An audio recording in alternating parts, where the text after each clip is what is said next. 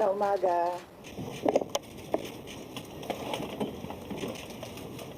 Statement nila. Yeah. Okay.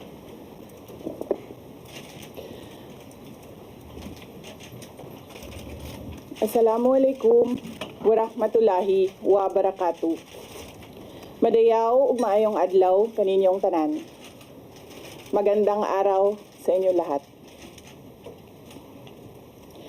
Proverbs 19 verse 21 states, "Many are the plans in a person's heart, but it is the Lord's purpose that prevails." It took me 47 years to understand that my life was never meant to be only mine. Unlike others, I may not have been born just to chase happiness. For a long time, I questioned the weight of responsibility to my family, to my country, to everyone who called on me. Today, I have peacefully accepted that my life is unlike any other. Sa unang mga buwan ng aming mga termino, nakita ko na ang kawalan ng katapatan ni Bongbong Marcos Jr. sa mga pangakong binitawan noong kampanya, pati na sa kanyang sinumpaang tungkulin para sa bayan. Dahil hindi ko kinaya na maging bahagi ng 2025 national budget na tadtad ng katiwalian, pinili kong umalis sa kabinete.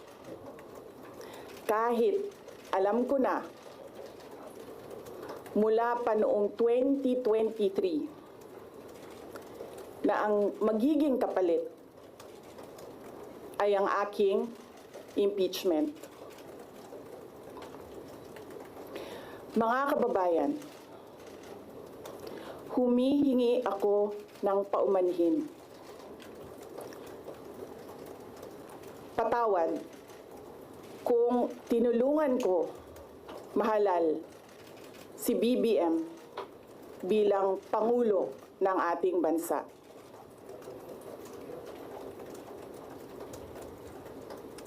Patawad kung hanggang ngayon ay marami pa ring Pilipino ang nalulunod sa baha ng dahil sa malawakang korupsyon. Patawad kung lantaran ang pang-aabuso ng ating mga institusyon para sa pansariling interes ng mga politiko. Patawad kung patuloy ang pagtaas ng presyo ng mga pangunahing bilihin habang nananatiling kapos ang kita ng bawat pamilya. Patawad kung wala man lang tayong tunay na seguridad sa pagkain. Patawad kung may nagkakasakit at binabawian bigla ng buhay dahil sa kakulangan ng maayos at epektibong healthcare system. Hindi ako kailanman natakot sa pagsira nila sa pangalan ko. Ngunit, may takot ako para sa ating mga anak. May takot ako para sa susunod na henerasyon.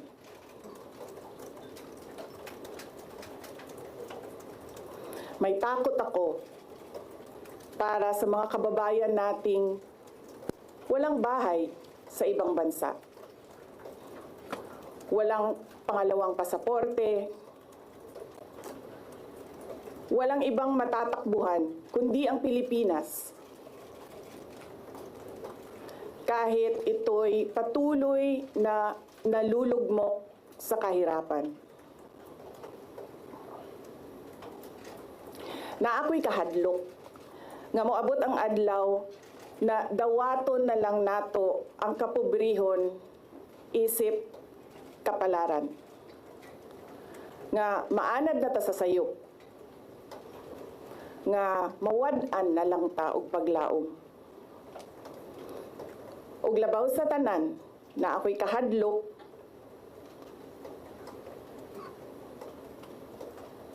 nga moabot ang adlaw nga wala na tay Pilipinas nga ikahatag sa atong mga anak.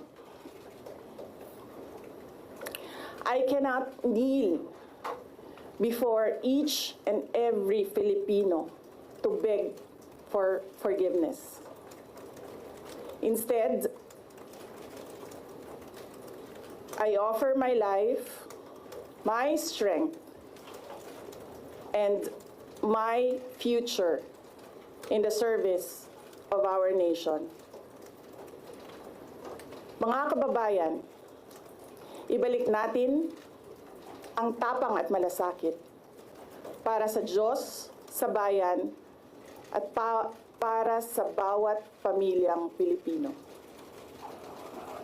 Ako si Sara Duterte, tatakbo bilang Pangulo ng Pilipinas. Shukran. Any questions? First question. Next time na ang question. Oh. Thank you. Oh.